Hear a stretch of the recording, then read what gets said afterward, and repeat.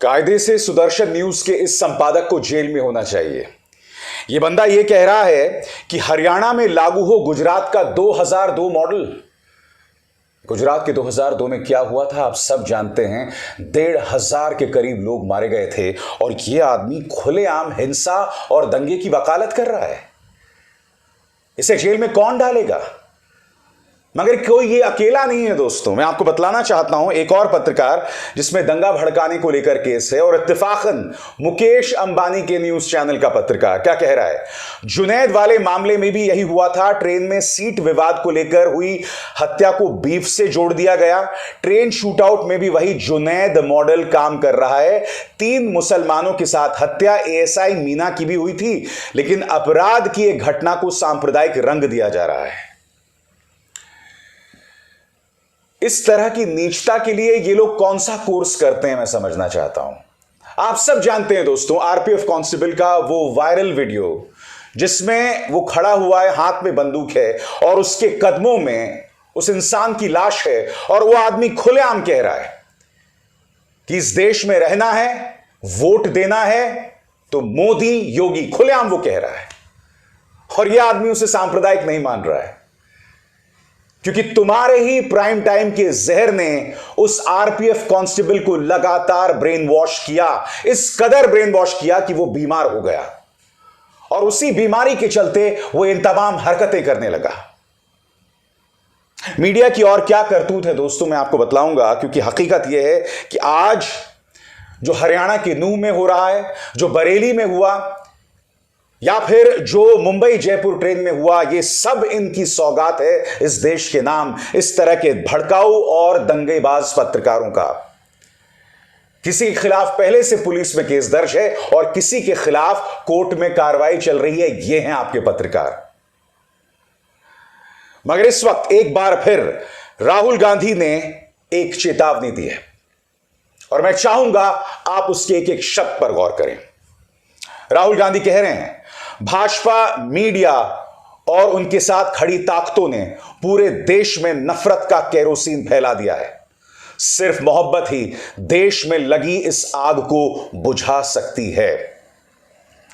ये लोग राहुल गांधी के मोहब्बत की दुकान का मजाक उड़ाते हैं दोस्तों, मगर मैं आपसे समझना चाहता हूं इस मौके पर समाधान मोहब्बत की दुकान नहीं है तो क्या है। ये दंगे सिर्फ हरियाणा के नूह तक सीमित नहीं है। गुरुग्राम जहां पर मल्टीनेशनल कंपनियां हैं वहां पर ये दंगे हो रहे हैं। मगर मैं आपसे कुछ और सवाल पूछना चाहता हूं दोस्तों। अभी कुछ ही महीनों में वर्ल्ड कप होने वाला है। वर्ल्ड कप होने वाला है। आप बताइए आप दुनिया को क्या संदेश दे रहे हैं कि भारत जहां वर्ल्ड कप होने वाला है वहां के शहर शहर में दंगा भड़काने की साजिश है? क्या इससे देश का नाम ऊंचा होगा? G20 बैठक होने वाली है सितंबर में दोस्तों। मैं आपसे पूछना चाहता हूं दुनिया भर में अंतर्राष्ट्रीय समुदाय को हम क्या संदेश देने की कोशिश कर रहे हैं इस तरह के दंगों का समर्थन करके? आप में से कई लोग हैं जो मेरे पास आते हैं और कहते हैं कि भाई जो दंगे हो रहे हैं उस पर दिखाओ खबर। क्या दिखाऊं मैं खबर आपको? मैं अपने YouTube चैनल में भड़कती आग दिखाऊं? मैं अपने YouTube चैनल में समुदाय विशेष के खिलाफ जहर उगलूं जिस तरह से वो 2 पत्रकार उगल रहे थे? मैं अपने YouTube चैनल को माध्यम बनाऊं देश में दंगा फैलाने के लिए? क्या आप यही चाहते हैं? बताइए। राहुल गांधी ने इसी केरोसिन के बारे में चेतावनी तब दी थी जब वो लंदन गए थे। सुनिए उन्होंने क्या कहा था आपकी स्क्रीन पर। India is not in a good place. The BJP has spread kerosene all over the country. You need one spark and we'll be in big trouble. And so I think that's also the responsibility of the opposition, the Congress, that bring people together, bring the communities together, bring the states together, bring the religions together. Say, listen, we need to cool this temperature down, because if this temperature doesn't cool down, things can go wrong. और दोस्तों अब उनका पुराना बयान भी viral हो रहा है अंग्रेजी में। मैं फिर उसका हिंदी में अनुवाद करना चाहूंगा। Today a large part of the Indian news media has been captured by fascist interest. A hate-filled narrative is being spread by television channels, WhatsApp forwards, and false news. The narrative of lies is tearing India apart. एक एक शब्द सही है दोस्तों। वो कह रहे हैं कि जिस तरह की नफरत हमारे न्यूज चैनल्स में दिखाई जाती है, उससे इस देश के अंदर जो फांसीवादी ताकतें हैं उन्हें बल मिल रहा है। राहुल गांधी यहां पर यह भी कहते हैं कि एक नफरत फैलाई जा रही है समाज में, नफरती प्राइम टाइम डिबेट्स के जरिए, व्हाट्सएप में जो फॉरवर्ड्स होते हैं उसके जरिए लगातार ये इस देश में किया जा रहा है और इस देश का जनमानस खामोश है। बताइए क्यों? क्या वजह है? क्यों हम खामोश हैं? इस तरह से नफरत में हम खुद को दफन होते कैसे देख सकते हैं? मैं चाहूंगा दोस्तों कि आप सुने कांग्रेस नेता पवन खेरा क्या कह रहे हैं। उनकी चेतावनी है कि बीजेपी भारत की आत्मा को मार देना चाहती है। सुनिए वो क्या कह रहे हैं। मणिपुर से मेवात तक, बरेली से बादशाहपुर तक जो हो रहा है वो आपके सामने।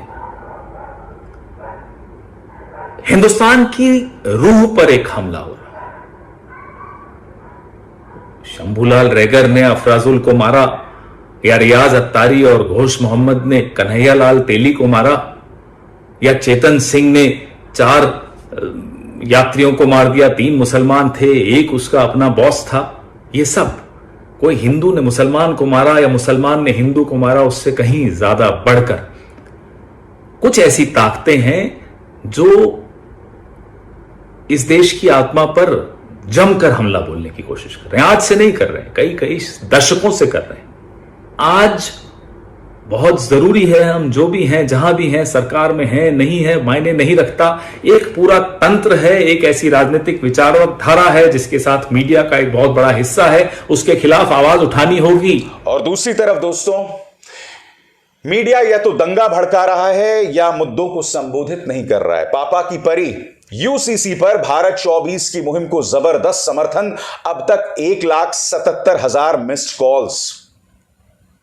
यूनिफॉर्म सिविल कोड, जबकि आपको मैंने इसी चैनल पर खबर बताई थी कि 2024 के लोकसभा चुनावों से पहले बीजेपी यूसीसी नहीं लाने वाली है। सबसे बड़ी बात, अब तक कोई खाका भी मौजूद नहीं है, रफ ड्राफ्ट मौजूद नहीं है, मगर यूनिफॉर्म सिविल कोड पर अनर्गल बहस के नाम पर देश की जनता को कचरा परोसा जा रहा है और देश में बंटवारे की एक और वजह दी जा रही है। देश के लोगों में बंटवारे की एक और वजह पैदा की जा रही है। पापा की परी और क्या कह रही है आपके स्क्रीन पर? क्या अंजू पर पाकिस्तान में दबाव है? पहले मोहतरमा यह बताओ कि तुम पर क्या दबाव है? हकीकत बतलाने से क्यों डरती हो? तुम्हारे जो चैनल का मालिक है जगदीश चंद्रा, वो खुलेआम क्यों कहते हैं कि हम तो अपने चैनल में मोदी जी के पक्ष में पत्रकारिता करेंगे? यह पत्रकारिता है। डर अंजू में नहीं, डर तुम में है, क्योंकि फिर सरकारी मदद आनी बंद हो जाएगी। यह पत्रकारिता नहीं है। आप लोग भारतीय जनता पार्टी के प्रवक्ता हैं। उल्टा मेरी नसीहत है बीजेपी को, अमित मालवीय को नौकरी से बाहर निकालो। वैसे ही नाकारा आदमी है वो। तुम्हें चाहिए कि वो जो तमाम पत्रकार जिनकी मैंने आपको मिसाल दी है, वो है आपका आईटी सेल। आपको जरूरत नहीं है आईटी सेल की, ये लोग बखूबी काम कर रहे हैं। इनफैक्ट अपने उन नाकारा प्रवक्ताओं गौरव भाटिया, प्रेम शुक्ला, संबित पात्रा, इन्हें भी बाहर कर दो।